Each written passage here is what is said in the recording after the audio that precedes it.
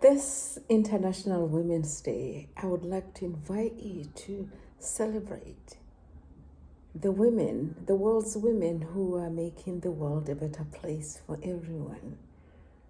I would like to acknowledge my mother as my mentor for being a teacher who centers students. This International Women's Day, I would like to invite you to my Udemy courses,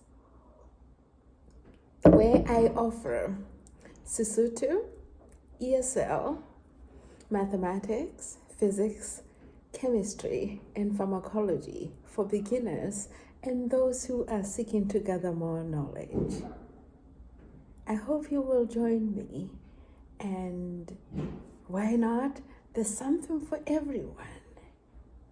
I hope to see you in my next Udemy course, and grab a glass, grab a cup, and cheers!